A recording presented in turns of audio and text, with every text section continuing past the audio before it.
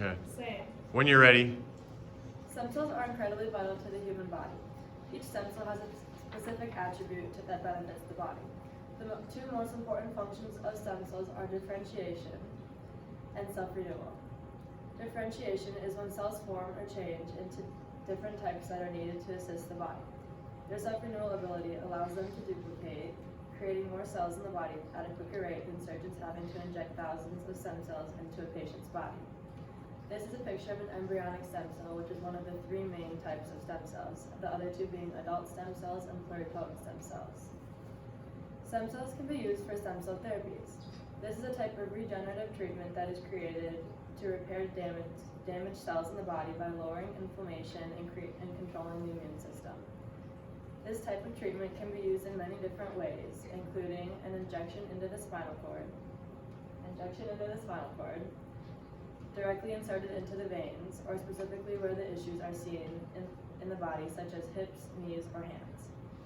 Stem cell therapies are effective, and Brooklyn will now be talking through the economic lens, explaining the money aspect behind these types of technologies.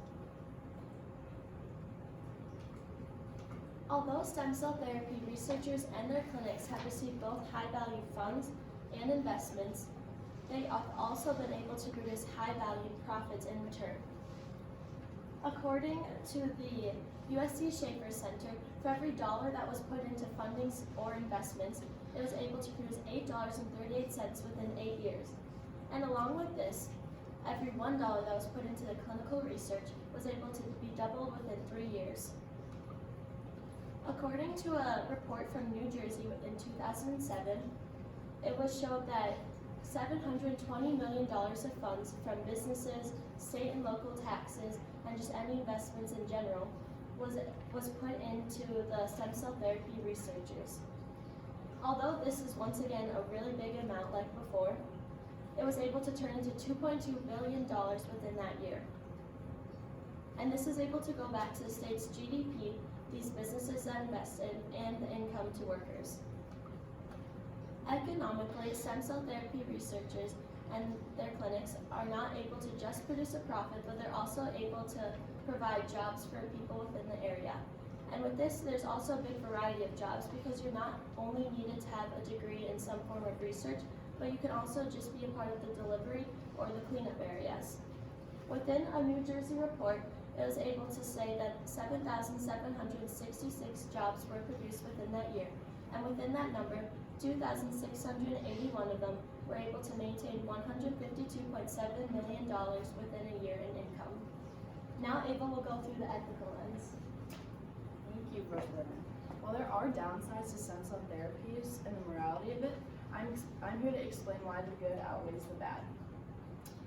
Let's start with the negatives though. Who, by a show of hands, would say that stem cell lip filler sounds better than regular lip filler? Me too. Is this really the case though? Most of the time, no. While some businesses and doctors have good intent with their patients, a lot of them are using these stem cell advertisements to scam people. The truth is, most of the time, stem cells aren't adding any value and therefore should not require extra pay. So who are these clinics targeting? The short answer is vulnerable people who don't know or don't care enough to do thorough and correct research. These two main groups of people are women under 25 and men and women over 60. The reason this is because these two groups of people are proven to care most about how they look at this age. Research has found that especially in these older people, the part of their brain in which processes information, the occipital lobe, is aging with them, and causing them to be less aware and more easily persuaded. This goes for women under 25 as well because their brains are not yet fully developed. Lee Turner, a bioethicist at the University of Minnesota, writes about how a Florida doctor lost his medical license after 2 of his patients died because he neglected to tell them that the stem cells he was using for these cosmetic procedures with their blood type would not mix well and was super risky. He decided that he would take the chance to beat the odds so he could make a lot of money, but unfortunately, these 2 patients died, he was sued, and he lost his medical license. All this being said, we recognize it's super important to conduct proper research when looking at the doctor, institution, and operation you would like done. Now let's focus on the good and why we're answering yes to the question, are stem cells ethical? The first reason we say yes is because stem cells are really helping with the longevity of human life.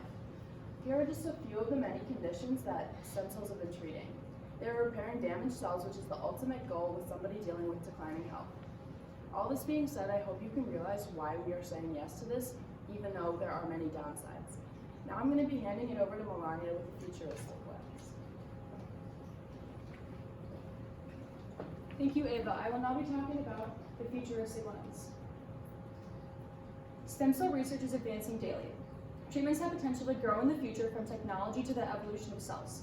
Accessing new findings and technology is crucial for research to evolve in the future. In this graph, it shows us how stem cells have advanced. In 1996, our knowledge was minimal, causing us to know only 500 publications of stem cell types. But as you can see now, in 2012, we have over 20,000 publications of stem cells. This just shows how much we've advanced and how much we will advance. These unsolved cases for diseases can be saved and cured to help tons of people across the globe. Exploring the challenges and finding safe and innovative ways to use clinical trials will make research successful in the future. This graph gives us an overview of what the future holds for stem cell treatments and their successes. We need to keep improving and building on each other's ideas to make this better and safer for the population. If everyone does their part, advances technology, researches, and continues to do clinical trials, stem cells will be the talk of the future. There are tons of hopes and theories for what the future looks like. Challenges and obstacles need to be avoided for success to happen. Researchers will form them to be safer and easier to access. Stem cells will offer opportunities way beyond just regenerative medicine. Making it easier, the more clinics we open up, the more problems will be resolved and developed to be effective. We could cure medical mysteries in the future. The article by Ping-Toi Chu from the Department of Human and Animal Psychology says, accumulating discoveries about stem cell biology have provided new potential approaches to cure cancer patients. We can also discover new cells and treatments for the future. Knowledge grows daily from new findings and discoveries. The more knowledge we gain, the more therapies will be effective. In this image, it shows stem cell injections. These injections fix multiple medical conditions.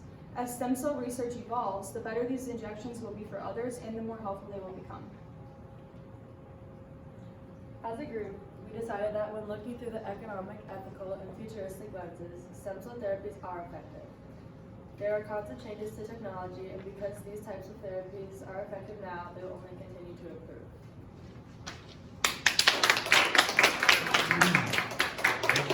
Thank you. Avery, give one specific way that your thinking changed as a result of learning about Melania's findings. Melania is the only one out of her, Brooklyn, and Ava where my thinking was the same as her research. Her research showed how as time goes on, stem cell therapies will only continue to improve. This is what I was thinking originally, since research is constantly changing and new methods are always being developed, which is why I more so agree with Melania than her changing my way of thinking. Okay, thank you. Brooklyn, in what way did you improve your ability to work with a group as a result of this project? I think with a lot of group projects, it's easier to just do your own thing and then not look at anybody else's and just be able to move on from it until you present. And I think this project really helped me learn that we had to have like a whole discussion beforehand because you really need to understand not just your portion, but everyone else's and how they play along with each other. Okay, thank you.